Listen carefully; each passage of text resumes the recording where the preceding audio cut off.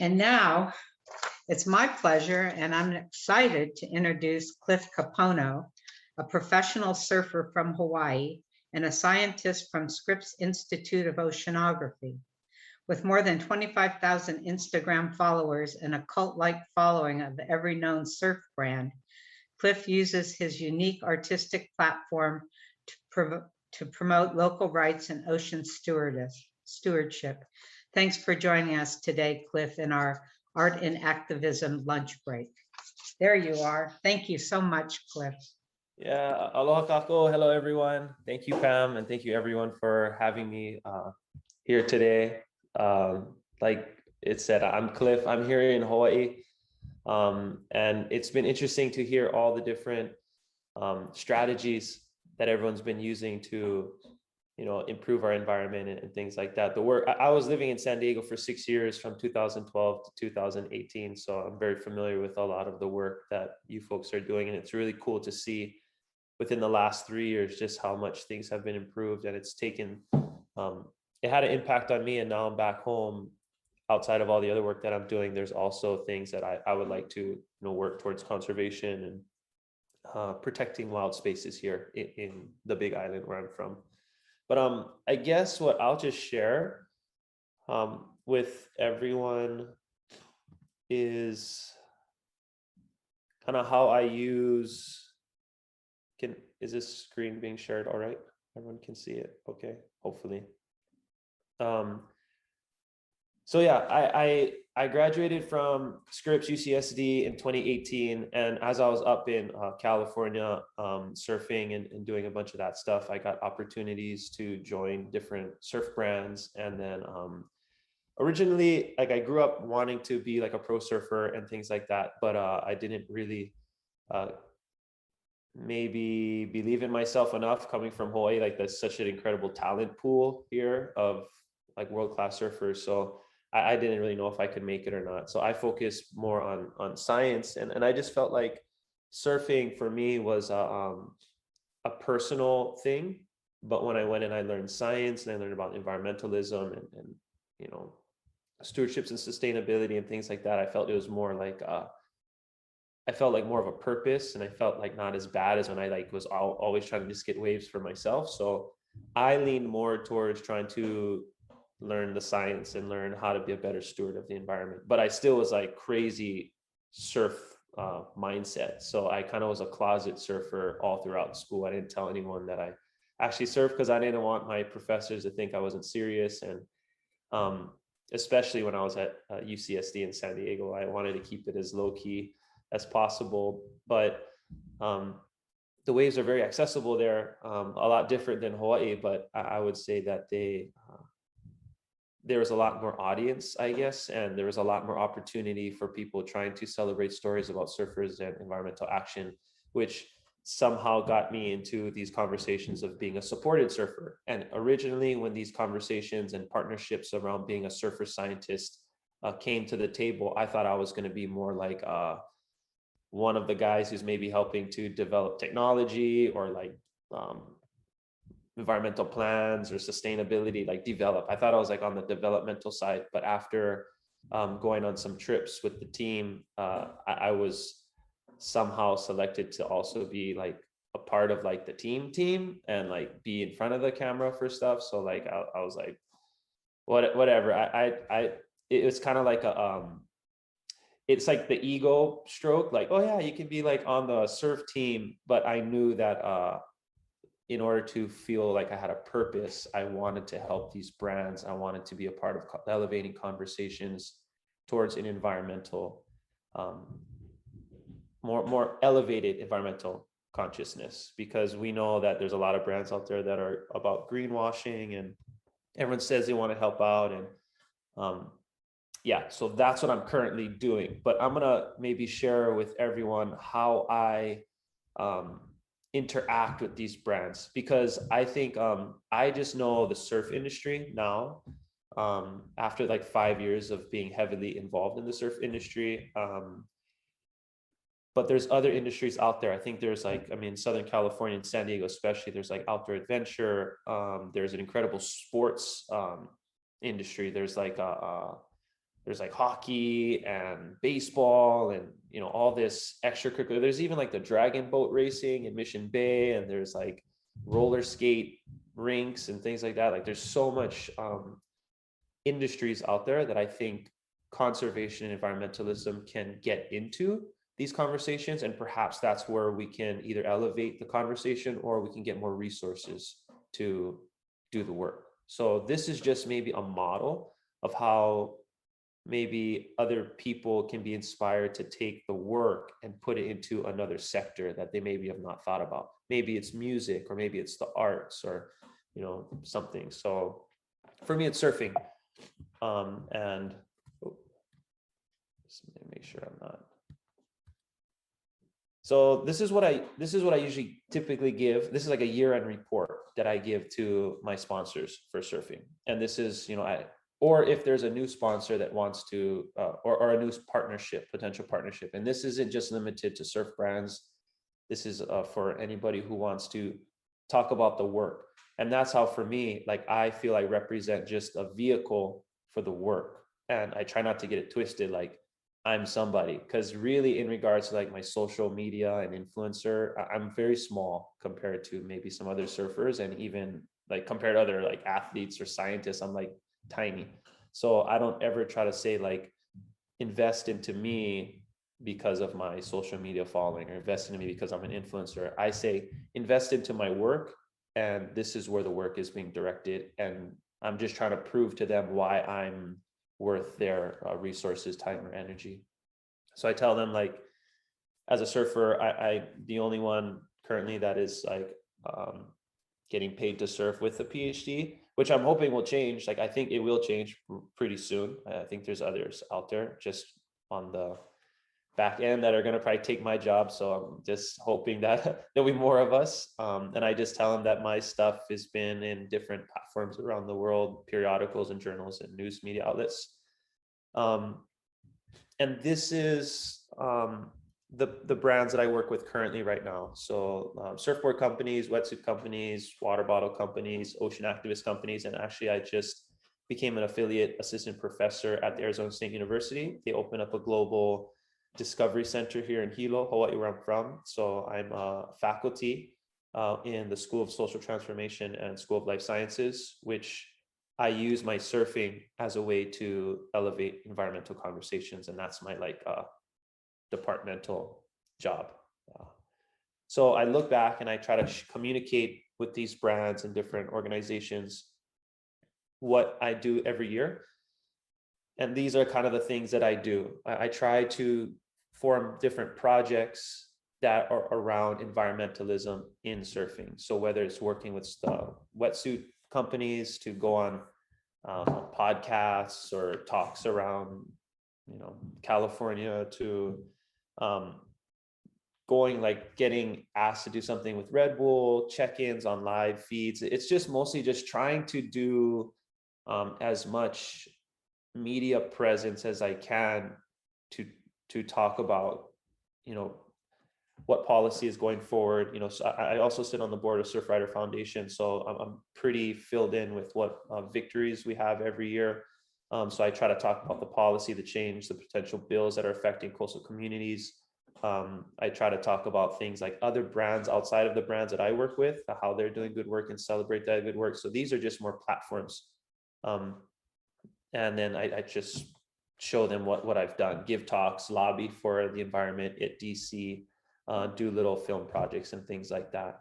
So this is just kind of what I try to do and show every year. I'm pumping out 5 articles a month of something related to surfing or science. And I continually make sure that I do my coral research that I have a National Science Foundation grant for.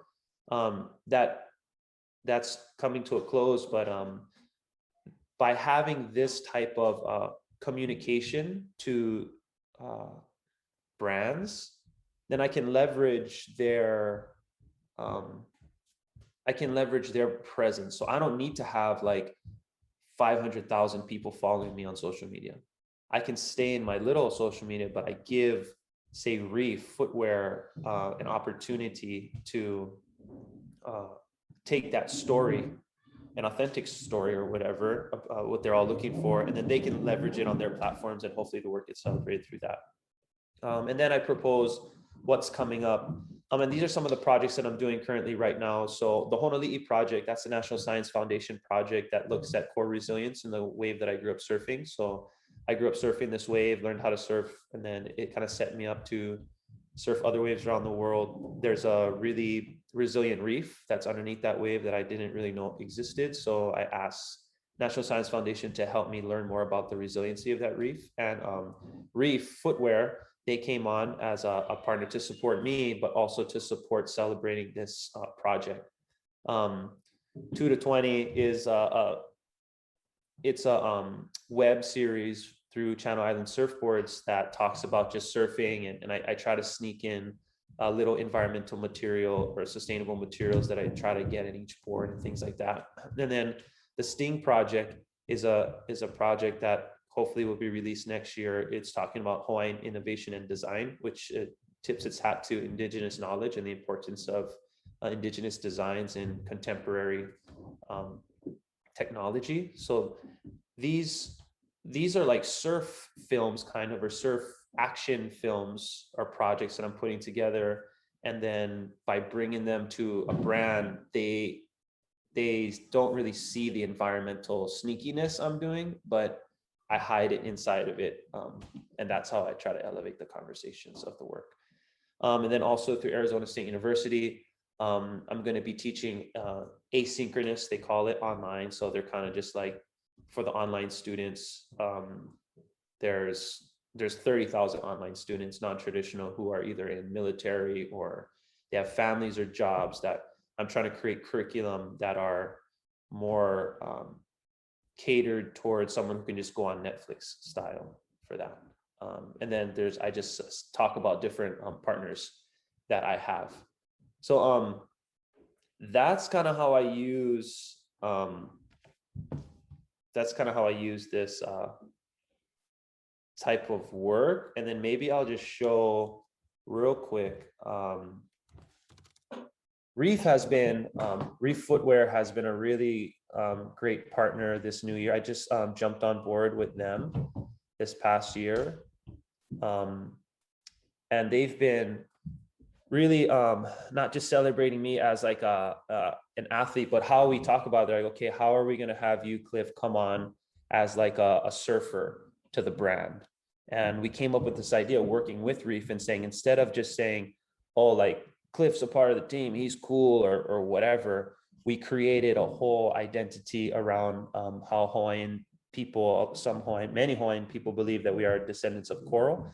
So this is what we put forward. Surfing was just a part of the conversation. We wanted to, share that there's a connection to nature. And then we added these facts about coral reefs. And then we also provided some material on it, not just like my Instagram or whatever, so it's less douchey, I feel, by doing it this way, working with it. And then this is a camera that we created in Kona on the Big Island that we're looking to monitor fish. And they came up with all the logos and things. So they're creating all these digital assets for me. I'm not doing any of this. I just come with an idea, and the Reef marketing team is actually creating all the digital assets. And this is the Honoli'i project I was telling you, that wave. It's a 4-part series. They did all of this, sent out the filmers and everything. So I would say, like, the difference, I think, with my approach than most approaches traditionally in conservation is it's around me. And that may sound kind of fucking douchey, but I think it's like attaching a human story to it. Like, I know that my people have been here on this place for 90 generations.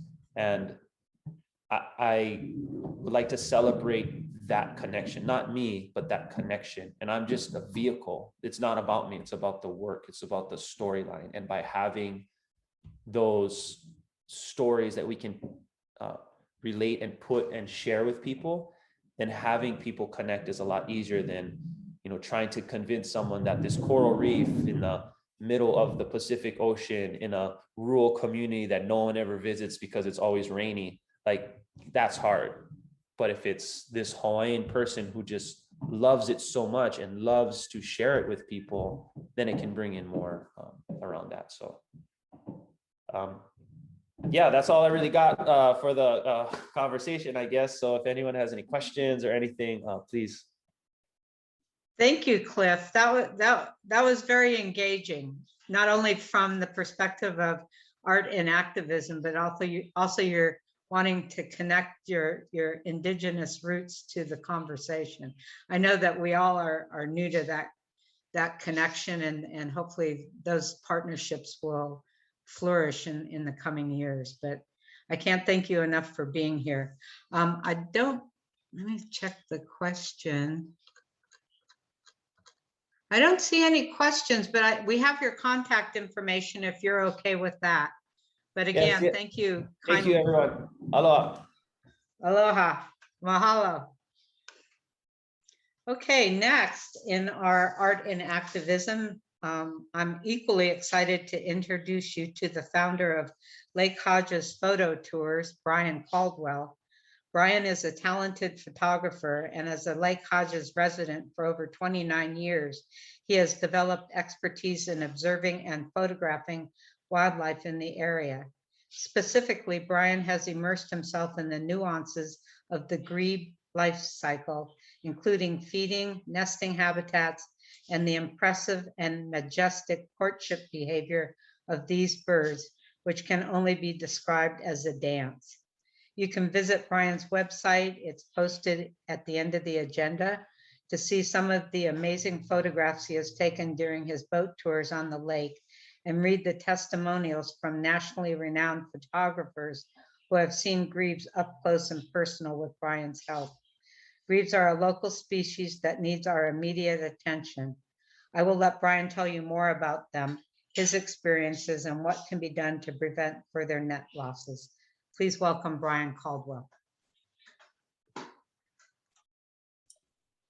Hello there. It's Brian Caldwell here. Just new to Zoom, don't do it too often. Just trying to figure all this stuff out. I've lost you all. There we are somewhere. Hopefully you can see my screen. Maybe hit your start video. We can see your slides, and there you are. Okay. So, all right. So if you can see the slides, that's an important thing, because that's what I'm here to talk about. Can you hear me okay? Yes, loud and clear. Excellent. Good. Thanks. Sorry about that. All right. So so it's all about using art as a vehicle for promoting conservation. Well, yeah, that works really well with grebes. They're a fantastic little bird that we have here in Lake Hodges, and they have a great presence. They're very photogenic, which makes them a great vehicle for introducing people to nature. In fact, I've used social media along with going out onto the water with clients and educating them in general about the birds, so that everybody learns more about nature in general, and how they can affect change in a positive way. And what I'm going to do is during this presentation is just pull up a few photographs so you can see exactly what I'm talking about. If you're looking on my screen, you can see I've got a little screenshot here. Hopefully you can all see that. This first one that I've put up here is a nice one just to demonstrate what I'm talking about. It's here we have a pair of adult grebes with 3 chicks on their back, and there's a lovely form of a love heart with the birds coming together. This is just art, you know. People just see this and go, "Wow, that's so great! Oh, how can I learn more about that?" And that starts the conversation. Then you can tell them all about where the grebes are, why they're here, what they do, and that leads into the other conversations of the problems that these birds have, along with other birds, everything from condors to vultures to the gnatcatcher. In fact, here where you can find these grebes, we have the California gnatcatcher has made this area actually a world-renowned birding area, and So these things are all the art of these birds. That's just fantastic. It's just it's an easy way, an easy in for people to get involved with nature. Look at this picture here. You've got to use humor as well. Artistic, but also funny. This is a Clark's grebe, and you can see whenever I post a photograph like this, I always get some mention of the hairdo, the haircut. It's not a great vehicle to educate and teach people about the nuances of these birds. And something that's come up recently, in fact, was the last kind of 4 years, is we have these birds actually do have a problem with the water levels here at Lake Hodges, as they do in other lakes as well. What happens is, in the past, the birds on Lake Hodges, or at least the grebes on Lake Hodges, have been able to nest with regard to the drought and flood aspect of the local Southern California weather patterns. So what normally happens is you get a rainy winter where the lake could come up as much as 20 feet. And then for the next 4 or 5 years, as the lake recedes, the grebes have a great location for them to build their nests as the water slowly recedes over the course of those few years. However, in 2012, a pump station went into operation that now ties Lake Hodges in with another reservoir on the other side of Mount Israel, the Olivenhain Reservoir. And this pump station has the ability to pump water, the equivalent of, say, 1 swimming pool per second of water to and from the other reservoir. This in turn means that the lake level can fluctuate far more than it has, or at least less predictably. And this has led to problems with the nesting, because these birds, when they build their nests, the nests, they're nestled in amongst partially submerged vegetation. And if the water raises too much while these nests are nestled in there, they can either be flooded and the eggs will drown, or if it goes down too fast, these nests can be left high and dry, or even resting on the lake bed, and the eggs are abandoned and they cook in the sun and die. So this has been a real issue I brought up to the people who run the pump station 4 years ago in 2000. When was it? 4 seasons ago. It's the first time I witnessed it actually happening on a catastrophic scale. We've seen hundreds of nests failing. The following year, I continued harassing the city, telling them we've got to do something about that. And finally, after 2 series of nests failing, the city finally got on board with Fish and Game to keep the water at a more consistent level for the duration of 1 nesting cycle.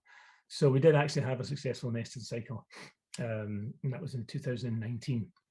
To compound matters, the lake level has now been mandated by the state of California to be kept at a 20-foot decreased level than it would normally be at, because Hodges has been deemed unsafe after the Oroville Dam fiasco from a few years ago. All of the dams in Southern California were inspected, and Hodges didn't fare too well. So they've mandated that lake water needs to be 20 feet lower than its spill level, which means the historic nesting area of the grebes is not necessarily accessible. So last year, what happened was there was a big rain, a late winter rain in April, actually spring rain. It came in, water came up 10 feet. The birds started to nest, but immediately the city and the county were drawing the water as fast as they possibly could to bring the water down to that mandated level, and all those nests failed. So this year, we had another situation arose where part of the pump station machinery was not working properly, had to be replaced. So there was a point in June where the water level actually went down on the lake. They were able to pump water out of Lake Hodges, but not bring it back in. So for about a month to 5-6 weeks, the water was relatively low, and a whole bunch of new vegetation had an opportunity to grow in the historic nesting area that wasn't there because it had been flooded. So when the water was released back into the reservoir, the grebes again had an opportunity to nest in this area that had new vegetation, and they did. What happened, however, was after the successful nesting pattern of 2019, I assumed that the protocol set in place by the city, having had communications with Fish and Wildlife, were going to be the mainstay, that were going to be the protocols that we're going to adhere to in order to make sure there was always going to be a successful nesting cycle. However, that did not happen this year. I was in touch with the city and the county, and basically the economic and also just storage pressures for the water in Southern California. They dictate what happens to that water, and the grebes are at the bottom rung, if that, on the ladder of priorities. So after much ado, I've come to the conclusion that the only way to ensure that these grebes can have a successful nesting cycle for future and long term is to maybe produce artificial platforms, which is where I'm leading.